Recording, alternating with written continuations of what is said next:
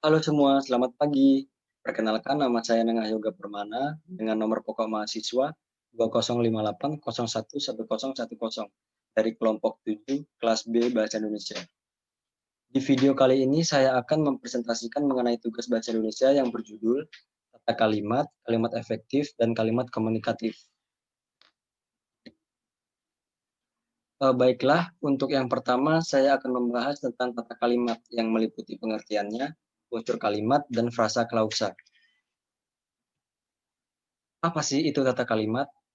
Sebelum membahas tata kalimat, saya akan menjelaskan arti dari kalimat itu sendiri. Kalimat merupakan satuan bahasa berupa kata atau rangkaian kata yang dapat berdiri sendiri dan menyatakan makna yang lengkap dengan mengungkapkan pikiran yang utuh, baik dengan cara lisan maupun tulisan. Jadi, tata kalimat ini berarti kaidah penyusunan kata sehingga menjadi kalimat yang baik dan benar dan mempunyai arti sekaligus memenuhi persyaratan kebaikan dan kebenaran. Di dalam tata kalimat ini terdapat unsur fungsi sintaksis.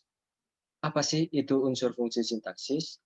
Unsur fungsi sintaksis itu merupakan hubungan antara unsur-unsur bahasa yang dilihat dari sudut pandang penyajiannya di dalam klausa. Unsur fungsi sintaksis yang harus ada dalam setiap kalimat adalah subjek dan predikat, sedangkan unsur lainnya yaitu objek, pelengkap, dan keterangan merupakan unsur penunjang dalam kalimat. Yang pertama ada subjek. Ciri-ciri dari subjek yaitu yang satu, jawaban apa atau siapa. Contoh dari jawaban apa atau siapa ini yaitu makalah itu saya serahkan. Saya menyerahkan makalah itu. Dan selanjutnya yang kedua itu ada dapat didahului oleh kata bahwa. Contohnya, bahwa dia rajin beribadah telah dibuktikan. Kata bahwa dalam kalimat pasif merupakan penanda bahwa unsur yang menyertai adalah anak kalimat pengisi fungsi subjek. Dan selanjutnya yang ketiga berupa kata atau frasa benda atau nomina.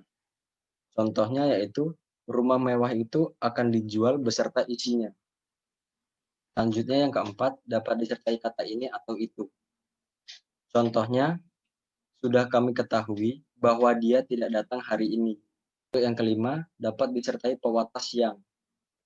Contohnya yaitu gadis yang berbaju merah itu adik saya. Selanjutnya yang keenam, tidak didahului preposisi di, dalam, pada, kepada, bagi, untuk, dan lain-lain. Contoh dari ciri-ciri ini yaitu dari hasil diskusi membuktikan bahwa pemberian angket sangat bermanfaat. Selanjutnya yang ketujuh, tidak dapat diingkarkan dengan kata tidak, tetapi dapat diingkarkan dengan kata bukan. Contohnya yaitu Budi bukan seorang penyanyi terkenal di Manado. Assalamualaikum warahmatullahi wabarakatuh. Sebelumnya perkenalkan nama saya Vidya Zabrina Hidayat dengan NPM 201801111108 dari Prodi Pendidikan Dokter. Ingin melanjutkan materi sebelumnya yang disampaikan oleh kawan saya.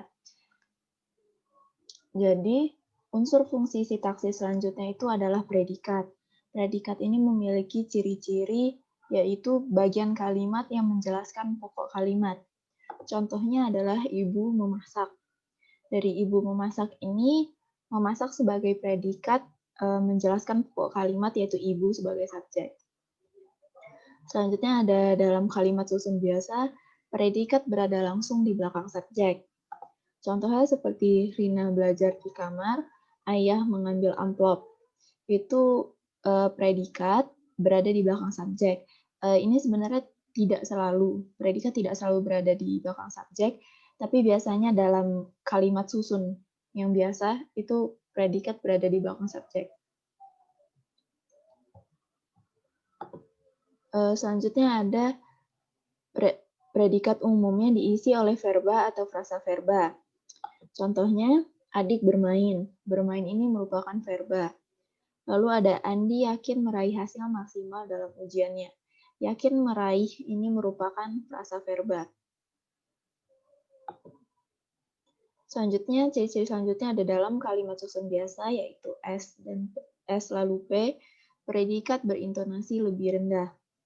Selanjutnya, predikat merupakan unsur kalimat yang mendapatkan partikelah. Contohnya, bacalah buku dengan lantang. Jadi, ketika ada partikelah, itu berarti dia merupakan predikat.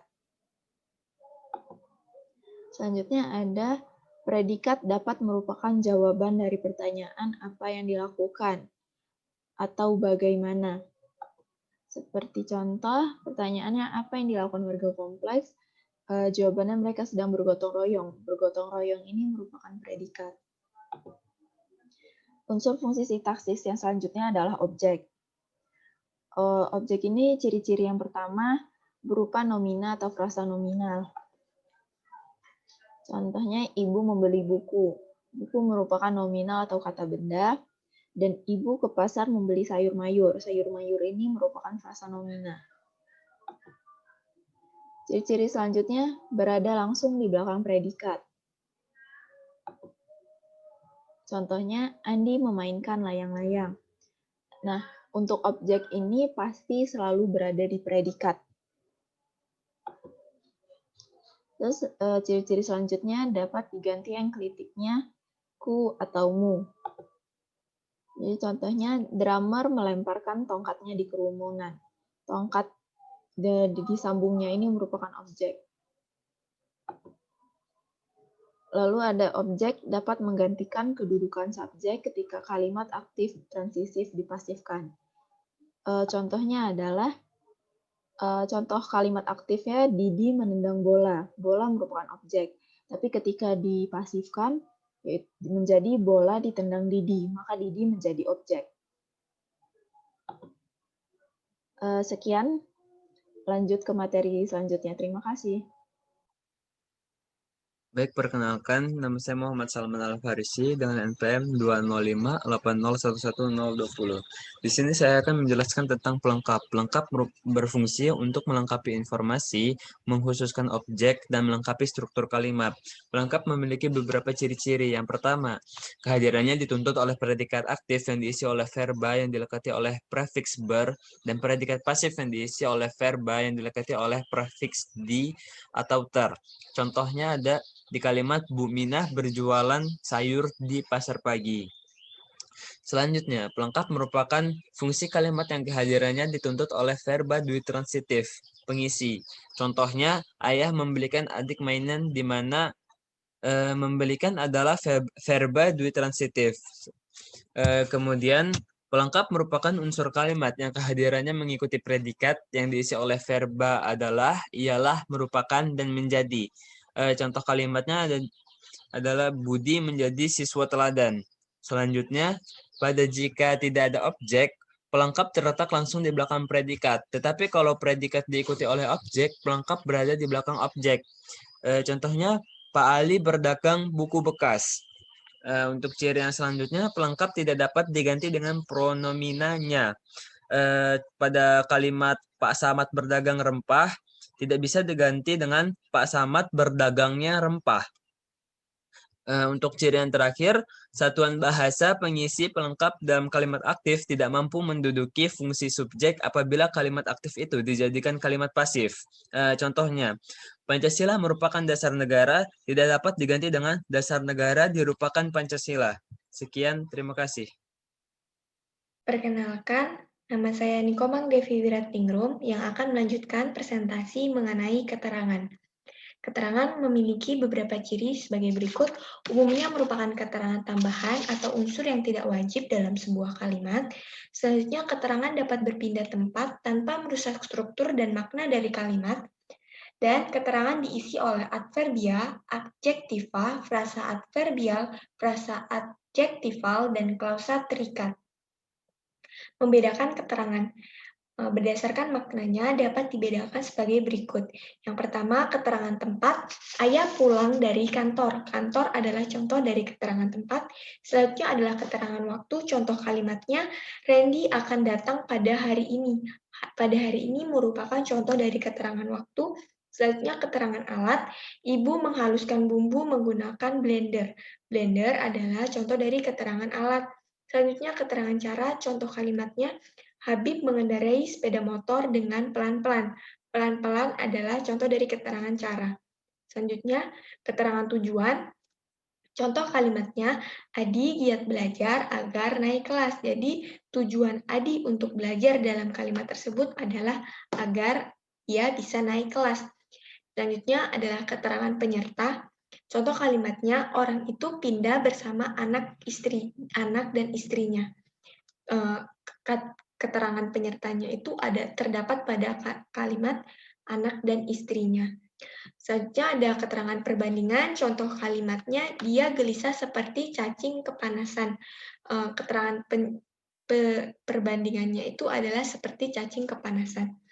Selanjutnya keterangan sebab, contoh kalimatnya, sebagian besar rumah rusak karena gempa. Dalam kalimat tersebut, sebab dari rumah rusak yaitu gempa. Selanjutnya keterangan akibat, contoh kalimatnya, dia sering berbohong sehingga teman-temannya tidak percaya padanya. Keterangan akibatnya yaitu teman-temannya tidak percaya kepada dirinya. Selanjutnya keterangan syarat, contoh kalimatnya, saya akan datang jika dia mengundang saya. Jadi keterangan syaratnya itu jika dia mengundang saya. Selanjutnya keterangan pengandaian, contoh kalimatnya, seandainya Budi lebih rajin, Budi tidak akan remedial. Keterangan pengandaiannya itu terdapat pada kalimat seandainya Budi lebih rajin belajar, yaitu pada awal kalimat tersebut. Selanjutnya, keterangan atribut, contoh kalimatnya, Bapak yang berbaju hijau itu adalah paman saya. Jadi, atribut yang digunakan oleh Bapak tersebut, yaitu baju hijau, adalah bentuk dari keterangan atributnya. Sekian, dan terima kasih. Perkenalkan, nama saya Karisa Aprilia Yusanda dengan NPM 201801101016. Jadi saya akan menjelaskan apa itu frasa dan klausa. Yang pertama, frasa. Frasa dapat didefinisikan sebagai satuan gramatikal yang berupa gabungan kata yang bersifat non-prediktif atau lazim. Menurut Ramlan, frasa adalah satuan gramatik yang terdiri atas satu kata atau lebih dan tidak melampaui batas fungsi atau jabatan. Artinya, sebanyak apapun kata tersebut, asal tidak melampaui jabatannya sebagai subjek, predikat, objek, pelengkap, ataupun keterangan, maka masih bisa disebut sebagai frasa. Jadi singkatnya, frasa itu adalah gabungan dua kata atau lebih yang memiliki makna. Contoh yang pertama itu yang akan pergi. Dua sedang membaca, dan yang ketiga sakitnya bukan main. Dari contoh yang saya sebutkan, dapat dilihat bahwa setiap gabungan kata memiliki makna, namun gabungan kata ini tidak dapat menjadi kalimat karena tidak ada hubungan antara subjek dan predikat. Selanjutnya itu adalah klausa. Klausa adalah satuan gramatikal berupa kelompok kata yang sekurang-kurangnya terdiri dari subjek dan predikat dan memiliki potensi untuk menjadi kalimat. Klausa juga merupakan unsur kalimat, karena sebagian besar kalimat terdiri dari dua unsur klausa. Unsur inti klausa itu adalah subjek dan predikat. Klausa terdiri dari predikat ditambah subjek atau ditambah objek atau ditambah pelengkap atau ditambah keterangan atau tidak. Penanda klausa itu adalah predikat, tapi unsur inti klausa adalah subjek dan predikat. Klausa merupakan bagian dari kalimat. Oleh karena itu, klausa bukan kalimat karena belum memiliki intonasi yang lengkap. Jadi singkatnya, klausa itu adalah gabungan kata yang terdiri dari subjek dan predikat, namun tidak memiliki intonasi akhir seperti tanya, seru, dan berita. Oleh sebab itu, klausa belum bisa disebut sebagai kalimat. Contohnya, yang pertama, ibu sedang membaca tanpa disertai intonasi akhir. Yang kedua, ayah pergi ke kantor. Yang ketiga, anjing menggonggong.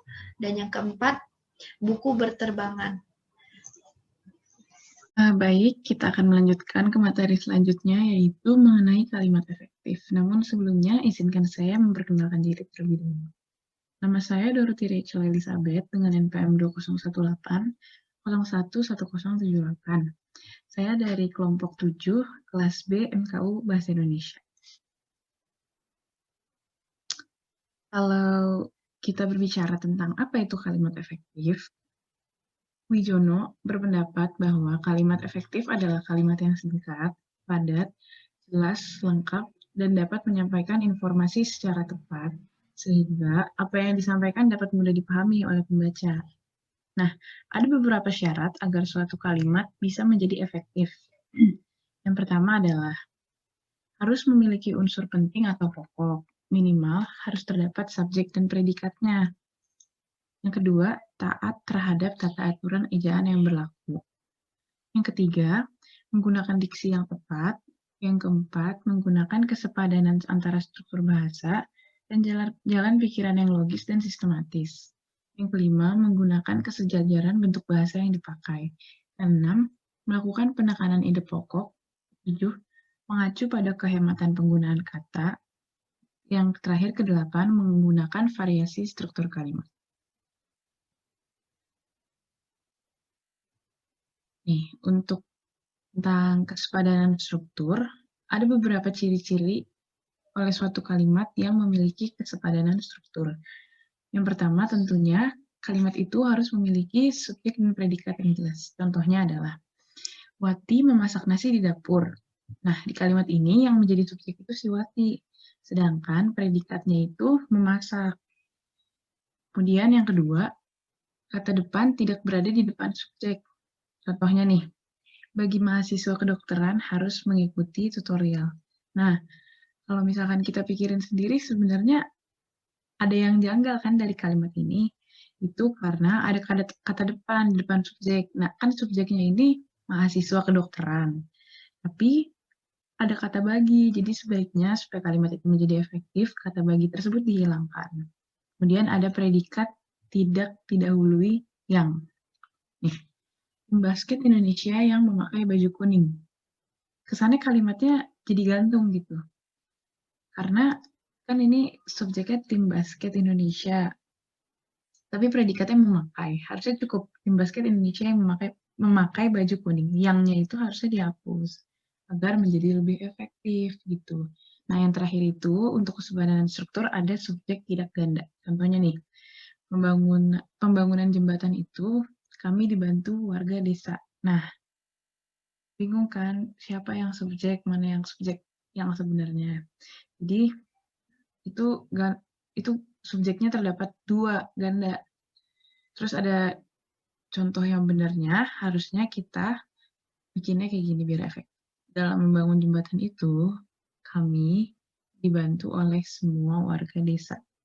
Jadi, pembangunan jembatan itu karena bentuknya kata benda, dia seolah-olah berperan menjadi subjek. Sedangkan kalau misalkan kita ganti jadi dalam membangun jembatan itu tidak menjadi subjek lagi. Ya, kurang lebihnya mohon maaf. Terima kasih. Sebelum ke materi selanjutnya, izinkan saya memperkenalkan diri dulu. Nama saya Rahmi Zuraida, NPM 20180110090 dari kelompok 7. Keparalan bentuk. Keparalan bentuk dapat juga diartikan sebagai kesejajaran bentuk. Arti dari keparalan itu sendiri yaitu kesamaan bentuk kata yang digunakan di dalam kalimat. Jika kata pertama berbentuk nomina, maka kata selanjutnya berbentuk nomina. Jika kata sebelumnya berbentuk verba, maka kata selanjutnya berbentuk verba. Contohnya adalah harga minyak disesuaikan atau kenaikan itu secara wajar. Kalimat tersebut tidak paralel. Kenapa? Karena kenaikan bentuk katanya ke an, sedangkan disesuaikan bentuk katanya di kan.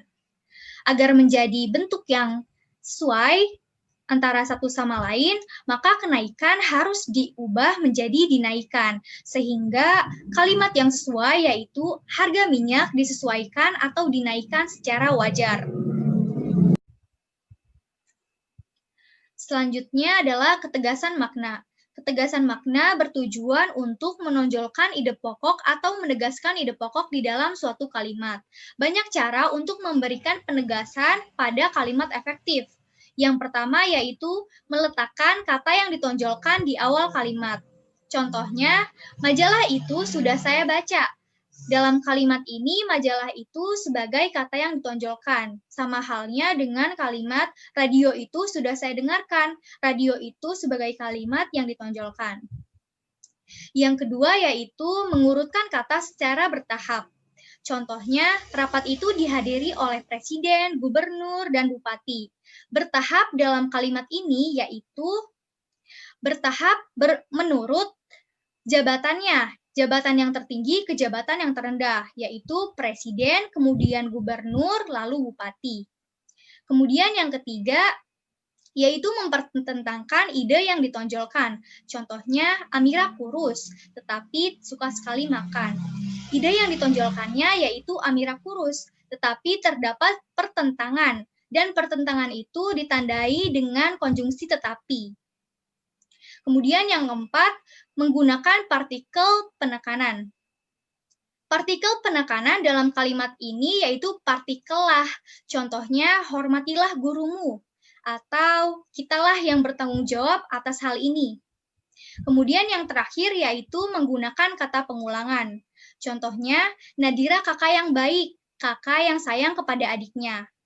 Kata pengulangan dalam kalimat ini yaitu kata kakak, karena ingin menegaskan bahwa Nadira itu kakak yang baik. Baik, terima kasih. Assalamualaikum warahmatullahi wabarakatuh. Perkenalkan, saya Azhara Faradisa Hadi Putri dengan MPM 2018-011122, Program Studi Pendidikan Dokter. Di sini saya akan melanjutkan presentasi yang telah dijelaskan oleh teman saya sebelumnya. Saya akan menjelaskan mengenai kehematan kata. Yang dimaksud dengan kehematan ialah menghindari pemakaian kata, frasa, atau unsur lain yang tidak perlu. Kehematan kata pada kalimat efektif itu bertujuan agar tidak terjadinya pemborosan kata, sehingga kata-kata yang tidak penting itu tidak perlu digunakan.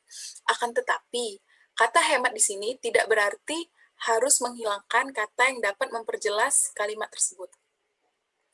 Berikut hal-hal yang harus diperhatikan dalam kehematan kata.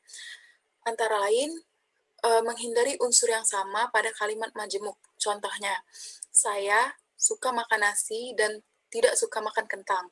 Frasa tidak suka sebelum kata kentang harus dihilangkan. Kenapa harus dihilangkan? Karena kata sebelum nasi dan kentang ini memiliki makna yang sama. Tidak suka makan. Jadi salah satu harus dihilangkan. Kalimat efektifnya menjadi saya tidak suka makan nasi dan kentang. Unsur kedua itu menghindari kesinoniman dalam kalimat. Contohnya, saya hanya mempunyai satu novel saja. Kata saja harus dihilangkan. Kenapa harus dihilangkan? Karena kata hanya dan saja ini memiliki sinonim, merupakan sinonim dan memiliki makna yang sama, yaitu hanya satu. Memiliki sinonim yang sama dan makna yang sama. Sehingga kalimat efektifnya menjadi saya hanya mempunyai satu novel. Unsur hal lain yang harus diperhatikan adalah menghindari penjamakan kata jamak. Contohnya, para dosen-dosen sedang mengajar di kampus. Kata dosen seharusnya tanpa pengulangan karena sudah ada para.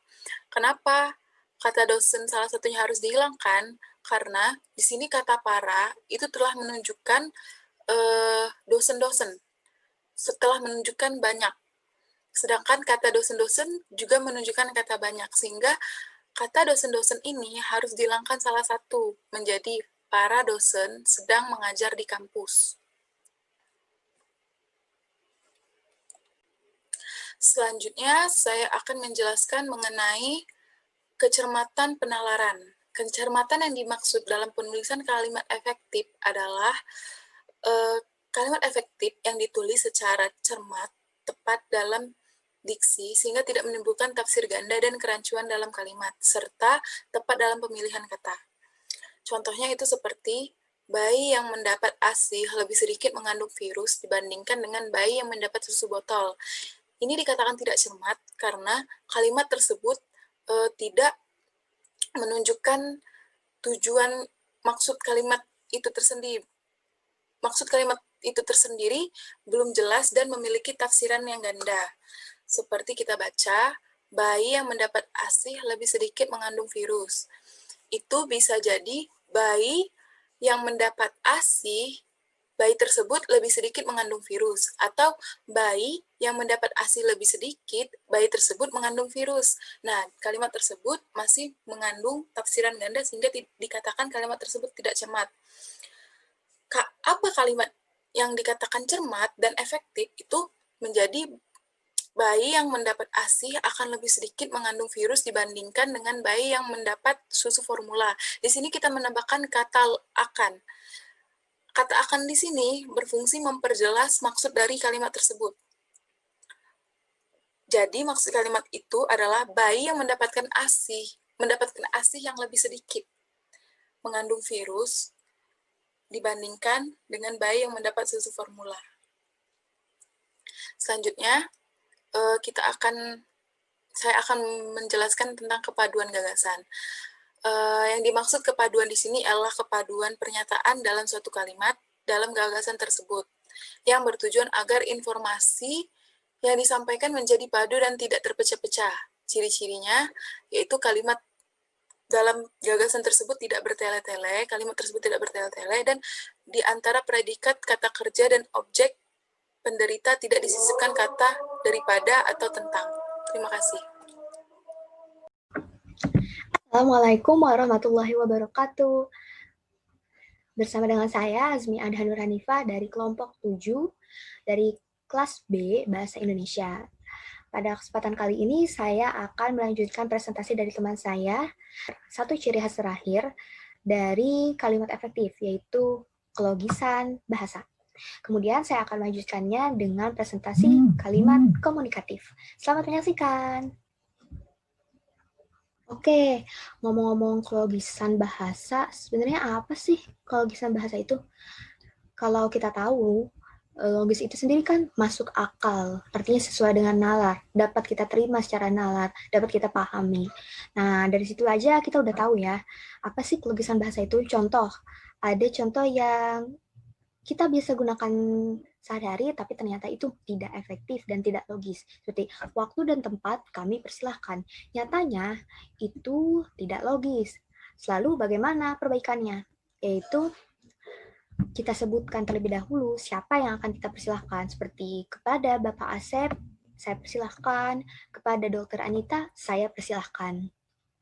Banyak sekali contoh lain. Selain contoh lainnya seperti hati-hati, banyak kecelakaan. Lalu kita bertanya-tanya, mana kecelakaannya? Katanya banyak. Nah, ini benar ya. Karena di sana dia menyebutkan banyak kecelakaan, tapi tidak memaparkan bukti atau menunjukkan buktinya. Sehingga ini benar-benar tidak logis dan tidak sesuai dengan nalar. Apa perbaikannya? Yaitu hati-hati sering terjadi kecelakaan. Nah, dari situ kita bisa memahaminya bahwa kecelakaannya kuantitasnya terjadi secara sering. Lalu ada contoh lain, jalannya macet. Loh, memang jalan bisa macet. Nah, jalan kan diam. Macet kan artinya terhenti atau tidak lancar. Yang terhenti itu kan kendaraan, bukan jalannya. Maka dari itu yang logis adalah lalu lintas di jalan raya macet. Nah, sekarang kita berpindah ke kalimat komunikatif. Oke, kita mulai dari pengertian di kalimat komunikatif itu sendiri ya. Kalimat komunikatif itu apa sih? Banyak dari kita sudah sering mendengar tentang komunikatif, yaitu dari komunikasi, ini tapi dari kata sifatnya bahwa apa yang kita sampaikan kalimatnya itu dapat diterima, dapat dipahami. Secara pengertiannya, kalimat komunikatif ialah kalimat yang memenuhi persyaratan sesuai dengan kaidah bahasa, sesuai dengan nalar atau masuk akal, kelogisan, sesuai dengan pesan yang dimaksud oleh pembicara, sehingga tidak akan terjadi kesalahpahaman atau biasa kita sebut sekarang dengan miskomunikasi. Landasan teoritis dari kalimat komunikatif ini sendiri adalah tata bahasa fungsional, atau kita sebut secara bahasa kerennya dalam bahasa Inggris, functional grammar. Tata bahasa fungsional didasarkan atas paham bahwa fungsi utama bahasa adalah sarana komunikasi, yaitu kemampuan menggunakan tuturan atau ungkapan dengan cara tertentu untuk mencapaikan hasil atau tujuan dari komunikasi yang diinginkan kepada penerimanya. Lalu, apa sih contohnya dari kalimat komunikatif itu sendiri? Seperti ini malam yang udaranya panas sekali. Lalu penerima mungkin tidak paham maksudnya apa. Ini malam yang udaranya panas sekali, itu terlalu berbelit-belit dan akhirnya maknanya yang diterima salah. atau terjadi miskomunikasi. Lalu perbaikannya bagaimana? Malam ini udara terasa panas. Langsung to the point kepada apa sih yang terasa panas adalah udaranya di malam ini. Kemudian ada lagi membicarakan tentang masalah polusi tak ada habis-habisnya. Ini juga berbelit-belit, sehingga dapat kita perbaiki. Berbicara tentang solusi tidak akan kunjung selesai. Pada contoh kalimat yang tadi, ketidakkomunikatifan disebabkan seringnya karena pengaruh bahasa daerah atau karena tidak sesuai dengan kaidah. Bisa kita temukan ya di kehidupan sehari-hari. Terkadang kita juga akan salah memahaminya, apalagi bila berkomunikasi melalui pesan teks. Dapat kita perjelas lagi ya, syarat-syarat dari kalimat yang baik dan komunikatif, yaitu pertama, tidak menyimpang dari kaidah bahasa. Kedua, logis dan dapat diterima oleh nalar, baik oleh penerima maupun oleh pembicara. Kemudian, jelas dan dapat menyampaikan maksud atau pesan dengan tepat.